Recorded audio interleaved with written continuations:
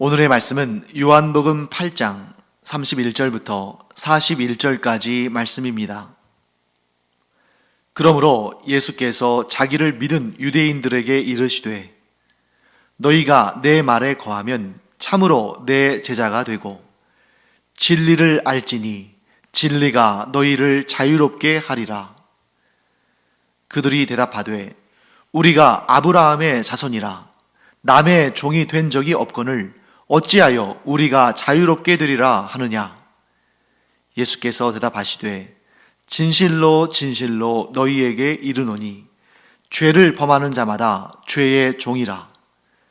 종은 영원히 집에 거하지 못하되 아들은 영원히 거하나니 그러므로 아들이 너희를 자유롭게 하면 너희가 참으로 자유로우리라. 나도 너희가 아브라함의 자손인 줄 아노라. 그러나 내 말이 너희 안에 있을 곳이 없으므로 나를 죽이려 하는도다. 나는 내 아버지에게서 본 것을 말하고 너희는 너희 아비에게서 들은 것을 행하느니라. 대답하여 이르되 우리 아버지는 아브라함이라 하니 예수께서 이르시되 너희가 아브라함의 자손이면 아브라함이 행한 일들을 할 것이거늘 지금 하나님께 들은 진리를 너희에게 말한 사람인 나를 죽이려 하는도다. 아브라함은 이렇게 하지 아니하였느니라. 너희는 너희 아비가 행한 일들을 하는도다. 대답하되 우리가 음란한 데서 나지 아니하였고 아버지는 한 분뿐이시니 곧 하나님이시로다. 네, 오늘 본문에는 우리가 가장 먼저 무엇을 발견할 수 있냐면 예수님을 믿는다는 것이 무엇을 의미하는가? 예수님을 믿는다는 것이 곧 무엇을 말하는 것인가에 대한 예수님의 말씀을 우리가 들어볼 수 있습니다. 예수님께서는 예수님을 믿는다는 것이 무엇인지를 설명해 주셨어요. 왜 그러냐면 오늘 본문의 31절 말씀을 보면 그러므로 예수께서 자기를 믿은 유대인들에게 이르시되 라고 이 말씀이 시작되는데 지금 이 대화를 쭉 우리가 오늘 본문의 말씀을 읽었으니까요. 이 대화를 쭉 보면 처음에 시작할 때는 예수께서 자기를 믿은 유대인들에게 이르시되 이렇게 말을 시작하는데 중간쯤 가다 보면 지금 예수님과 대화하는 이 사람들이 정말 예수님을 믿은 사람들일까? 정말 예수님에 대해서 믿고 있는 사람들일까? 하는 의심이 들기 시작합니다. 자꾸 예수님과 이 말씀이 엇나가고 있죠. 그리고 예수님은 그들에게 너희가 나를 죽이려고 한다 하고 이렇게 말씀하시죠. 그렇기 때문에 오늘 본문의 첫 구절인 31절에서 예수께서 자기를 믿은 유대인들에게 이르시되 라고 말할 때 이 유대인들이 자신들이 예수님을 믿은 것이지 예수님께서 원하시는 믿음을 가진 것은 아닙니다. 그러니까 뭐냐면 이 유대인들이 자기들 마음대로 예수님을 믿은 거예요. 예수님의 본질에 대해서, 예수님의 가르치심에 대해서, 예수님의 뜻에 대해서 온전히 알고 그것을 받아들이고 그것을 믿음으로써 고백한 것이 아니라 그냥 일단 예수님을 믿은 겁니다. 그렇게 된 이유가 뭘까요? 예수님께 놀라운 표적들이 있으니까. 그러니까 예수님을 믿기는 믿었는데 예수님이 이 땅에 오신 목적과는 다르게 자신들이 가지고 있는 메시아관, 곧 자신들의 가치관, 자신들의 생각, 자신들이 가지고 있는 그 편견에 따라서 예수님을 자신들이 원하는 대로 믿어버린 것입니다. 그러니까 예수님께서 그들의 그 중심을 아시기 때문에 무엇을 말씀하시냐면 믿음이란 나를 믿는 것이란 나를 향한 믿음이란 이런 것이다 하고 말씀해 주시는데 그 내용을 몇 가지 정리해 보겠습니다. 첫째, 예수님을 믿는다는 것은 예수님의 말씀 안에 거하는 것입니다. 즉 예수님이 놀라운 표적을 일으키셨다고 해서 저분이 내가 기다리던 메시아인가 보다 하고 내가 믿고 싶은 대로 믿는 것이 아니라, 예수님을 믿는다는 것은 예수님의 말씀 안에 거하는 것, 곧 그 말씀의 전적인 신뢰와 확신을 갖는 것입니다. 예수님의 말씀 안에서. 그런데 오늘날도 많은 사람들이 예수님께 능력이 있다, 하나님은 전지전능하시다 하는 그런 얘기를 듣고 어떻게 예수님께로 나오고 어떻게 하나님을 믿냐면, 내가 원하는 것을 다 이루실 분.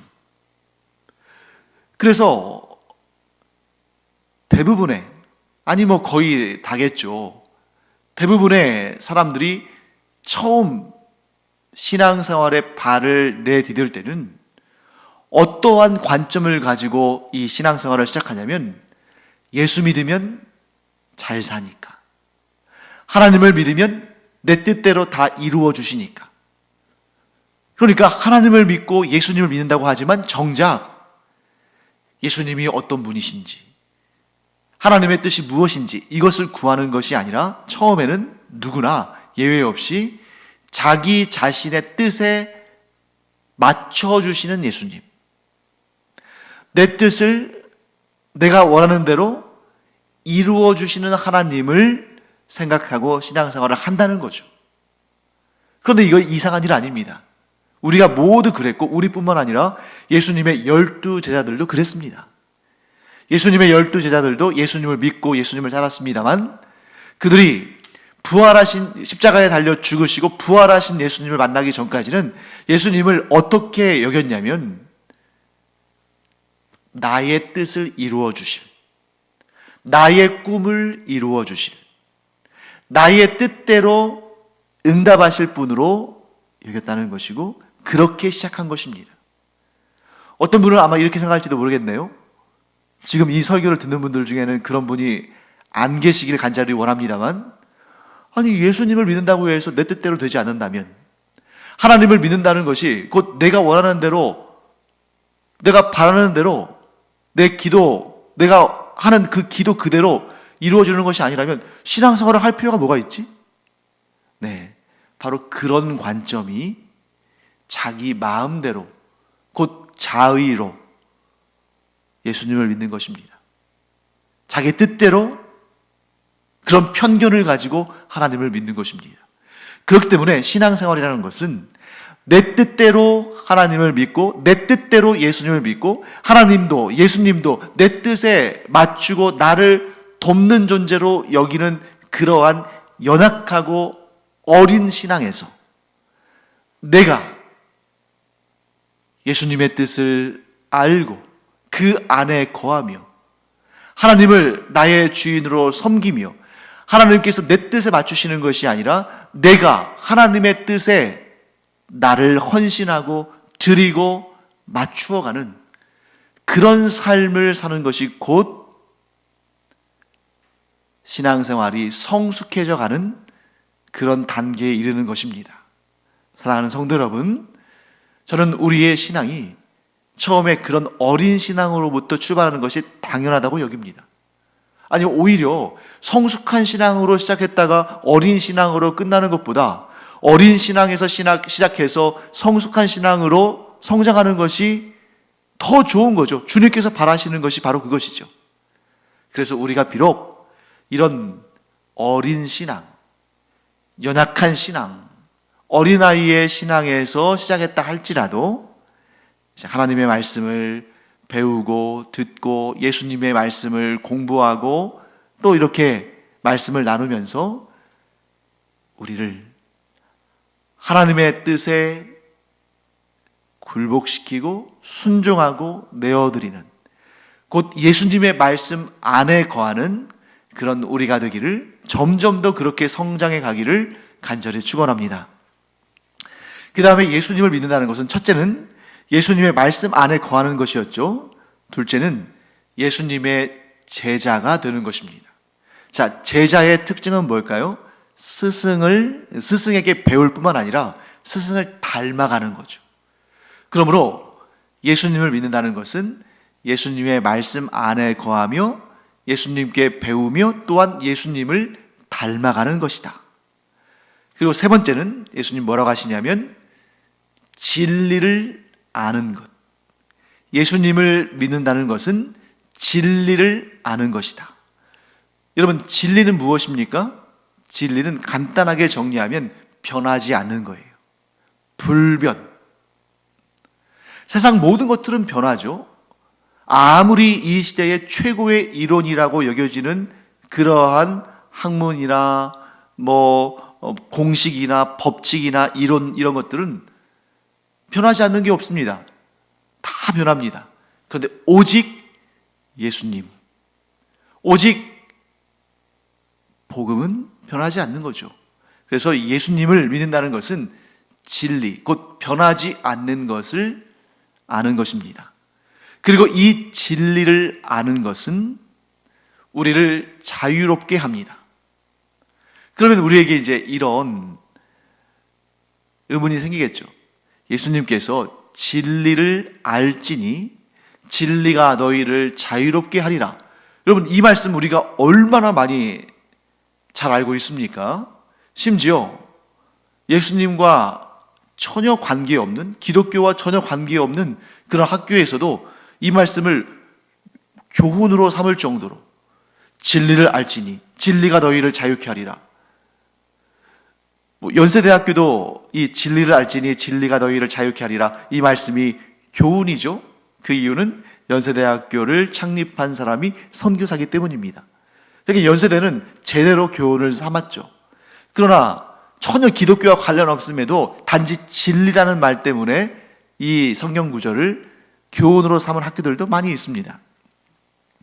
자, 그런데 예수님께서 진리를 알지니 진리가 너희를 자유케 하리라 라는 말씀을 하셨는데, 정작 우리는 이 말씀에서 이 진리가 무엇을 의미하는지를 별로 생각하지 않는 경우가 있거나, 혹은 예수님께서 뜻하신 말씀, 예수님의 그 말씀의 뜻과는 전혀 관계없이 우리 스스로 우리 나름대로 해석해버리는 경우가 있죠.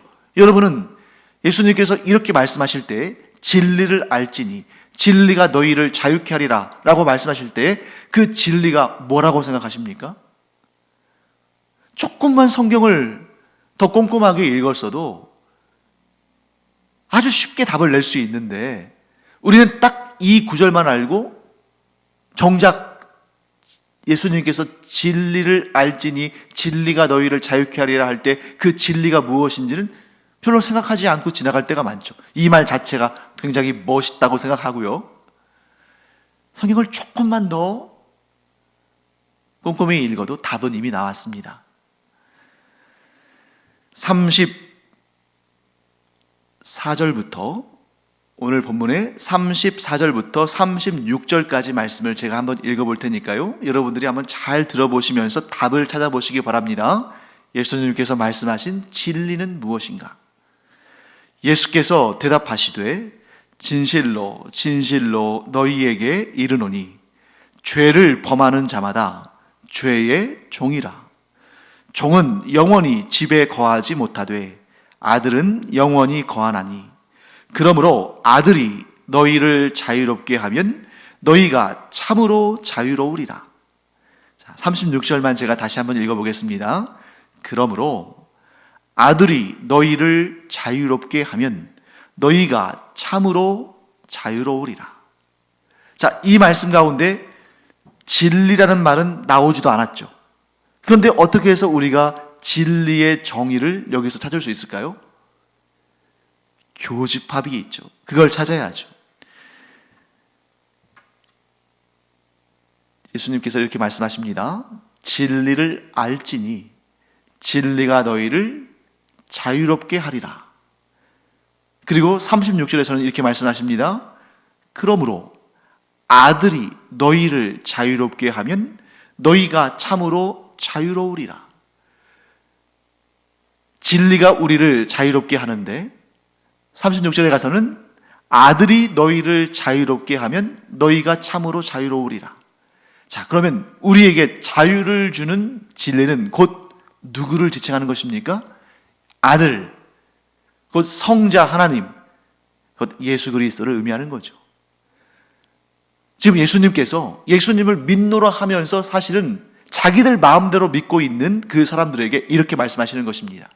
진리를 알지니 진리가 너희를 자유롭게 하리라. 지금 너희들이 나를 믿는 것은 제각각 자기의 마음대로, 자기의 소원대로, 자기가 원하는 대로, 자기 마음대로 나를 믿고 있는데 아니다. 진리를 알지니 진리가 너희를 자유롭게 하리라. 나를, 예수 그리스도께서 나를 제대로, 정확히, 온전히 알고 나를 믿으면 내가 너희를 자유롭게 할 것이고 너희는 참으로 자유로울 것이다. 이렇게 말씀하시는 것입니다. 자, 그러면 진리가 나왔으니까요. 이 진리와 반대가 되는 것은 무엇일까요? 오늘 본문에 분명히 나오죠. 진리와 반대가 되는 것은 죄입니다. 곧 진리이신 예수님은 자유를 주시기 위해서 우리에게 오셨는데 죄는 그 반대로 사람을 종으로 삼습니다. 예수님은 우리를 즉 죄인에게 까닭에 죄와 사망의 종이 된 우리에게 자유를 주시기 위해서 이 세상에 오셨으나 죄는 죄 짓는 모든 사람들, 곧 모든 인류를 종으로 삼고 내어줄 마음이 없는 것입니다. 진리는 진리를 믿는 자에게 하나님의 자녀가 되는 권세를 주십니다. 곧 예수님은 예수님을 믿는 자들에게 하나님의 자녀가 되어서 하나님의 집에서 자유롭게 자유를 누리며 영원히 살 수 있도록 하지만 죄는 사람들을 죄의 종으로 삼아서 자유를 빼앗고 그들에게 영원한 지배를 행하려고 한다는 것입니다. 그런데 이 말씀을 유대인들이 또 이해를 못합니다. 그래서 그들은 이렇게 말합니다. 33절 말씀에 그들이 대답하되 우리가 아브라함의 자손이라 남의 종이 된 적이 없거늘 어찌하여 우리가 자유롭게 되리라 하느냐. 이 사람들은 지금 예수님 말씀을 이해를 못하는 거고 오히려 기분이 나빴습니다. 아니, 우리는 아브라함의 자손이기 때문에 남에게 종이 된 적이 없다. 그런데 왜 우리가 자유를 얻어야 한다고, 왜 우리가 자유롭게 되어야 한다는 그런 말을 하느냐. 기분 나쁘다 이거죠. 그런데 여러분, 이 말씀 좀 어디 이상하죠? 정말 이 예수님과 지금 이 대화를 하고 있는 이 유대인들이 남에게 종이 된 적이 없습니까? 아니잖아요. 오히려 전 세계의 모든 민족들 가운데에 가장 많이 종이 된, 가장 많이 다른 나라의 지배를 받고 종살이를 한 민족 중에 하나가 이 이스라엘 민족이죠. 이 유대인들이죠. 정말 둘째가라면 서운할 정도로 가장 많은 정복을 당하고 가장 많은 종살이를 한 그런 민족이 바로 이 유대민족, 이 이스라엘 사람들입니다. 그런데 왜 자신들이 남의 종이 된 적이 없다 이렇게 말하냐면 이것은 이들의 영적인 자존심, 영적인 자존감 때문입니다. 이들은 아무리 나라를 잃고 포로로 끌려가고 종이 되고 비참한 삶을 살아도 영적으로는 오직 우리만, 아브라함의 자손인 우리만 하나님과 특별한 언약을 맺은 선택된 민족이다. 그러므로 우리가 비록 정치적으로나 경제적으로나 군사적으로 다른 나라의 다른 민족의 지배를 받는다 할지라도 그것은 정치적인 영역일 뿐 우리의 영적인 영역은 우리가 최고다. 이런 자존감을 가지고 있었다는 것입니다. 그런데 바로 이런 영적인 자존감이 도리어 그들에게 메시아를 잘못 이해하게 하는 문제를 일으켰다는 거죠. 그들은 자신들은 하나님의 특별히 택함 받은 민족이기 때문에 아브라함의 후손이기 때문에, 할례를 받았기 때문에 자신들은 어떠한 경우에도 구원을 받는다고 생각한 것입니다. 다른 민족들은 다 구원받지 못하지만 우리는 구원받는다. 그 얘기는 뭘로 통하냐면 우리는 죄가 없다. 우리는 구원에 이르지 못할 만한 그런 허물이나 죄가 없다. 그렇기 때문에 우리의 문제는 영적인 문제, 죄의 문제, 이런 문제가 아니라, 그것은 우리에게는 아무 관계가 없고 우리에게 있는 문제는 오직 정치적인 문제, 경제적인 문제, 곧 로마 제국의 지배로부터 벗어나며 이 세금과 막중한 그러한 부담들 때문에 가난하고 힘든 이런 상황을 풍성한 재물과 복으로 채워줄 정치적이고 경제적이고 또한 군사적인, 그래서 이스라엘을, 전 세계를 다스리는 로마 제국을 꺾고 그들 위에 서게 하는, 그래서 온 세상을 통치하게 하는 그런 메시아가 우리에게는 필요한 것이다. 이렇게 여긴 것입니다.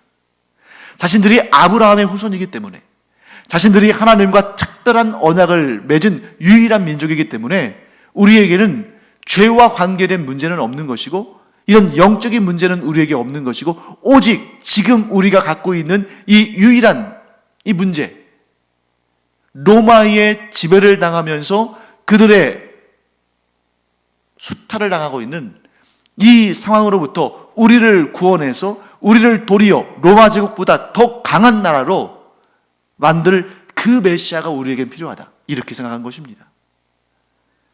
그러니 예수님의 말씀과 이 유대인들의 생각은 엇갈리는 거죠. 그래서 예수님께서 말씀하신 것입니다. 그래서 너희가 나를 죽이려 할 것이다. 나는 죄와 사망의 권세에 붙잡혀서 종노릇하고 있는 너희를 구원해서 내 아버지의 자녀로 만들고, 그래서 천국에서의 영생을 누리도록 이 세상에 왔는데, 그 일을 위해서 내가 표적을 보이고 이런 복음의 말씀을 선포하는데, 너희는 너희들의 그 선입관에 사로잡혀서 나를 억지로 너희의 왕으로 삼으려 하는구나. 결국 예수님께서 끝까지 그들의 요구에 응하지 않으셨기 때문에 그들은 예수님을 십자가에 달아 죽게 만든 것입니다. 이 이스라엘 백성들은 아브라함의 후손이라는 이 참 너무너무 복되고 우리로서는, 이방인들로서는 너무나 부러운 그런 혈통을 가지고 있었습니다만, 그런데 도리어 아브라함의 후손이라는 그 영광스러운 혈통에 매여서 선입관을 갖고 진정 그들이 필요한 것, 곧 죄로부터, 죄와 사망의 권세로부터 벗어나서 참 자유를 갖고 영생의 구원을 받는 일에 대해서는 관심이 없었다는 것이죠. 그래서 예수님께서 이렇게 말씀하십니다. 37절과 38절이죠. 나도 너희가 아브라함의 자손인 줄 아노라. 그러나 내 말이 너희 안에 있을 곳이 없으므로 나를 죽이려 하는도다. 여러분, 내 생각으로 가득 차서 예수님의 말씀이 들어올 수 있는 자리가 없는 것이 바로 지금 이 유대인들의 모습입니다.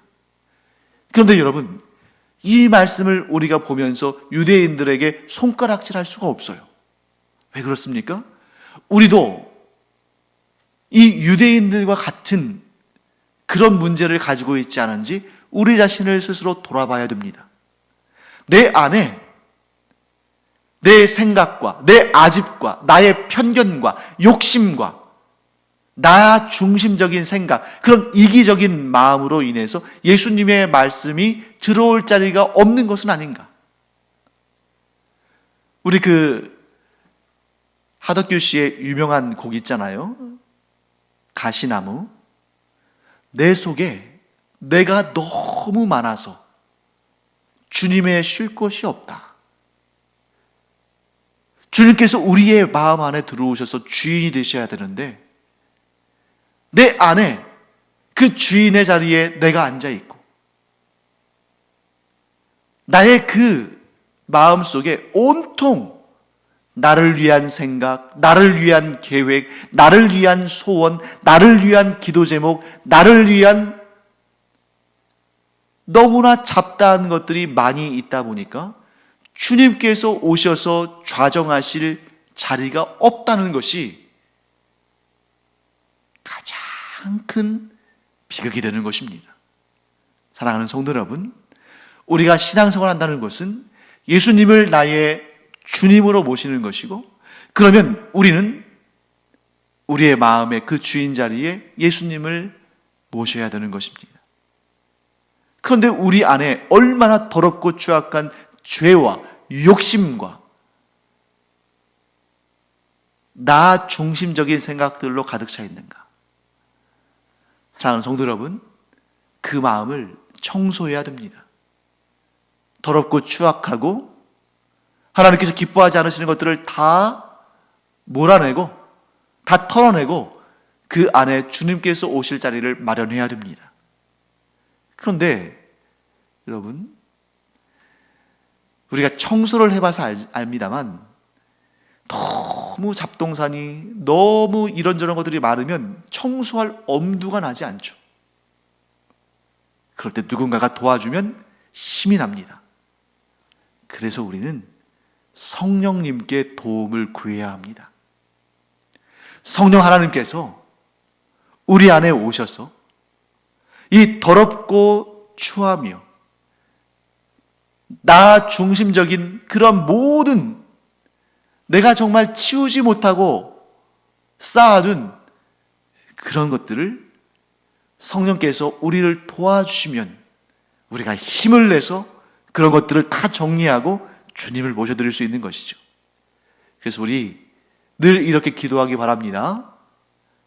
성령 하나님, 제 안에는 죄가 너무 많아서 주님이 들어오실 자리가 없습니다. 그런데 저는 이제 이것을 정리하기를 원합니다. 그래서 주님께서 내 안에 오셔서 정말 나의 참주인의 자리에 앉으시고 저는 주님의 뜻에 순종함으로 진리를 알고 진리를 알므로 자유한 자가 되기를 원합니다. 제 안에 나도 모르게 들어온 이 헛된 생각들이 제 발목을 잡고 제 인생을 붙들고 자유롭지 못하게 그것에 끌려 살아가게 만드는데 이제 이 모든 결박을 품고 이 모든 결박을 풀고 예수 그리스도를 주인 삼고 참 자유를 얻는 그런 삶 살기를 원합니다.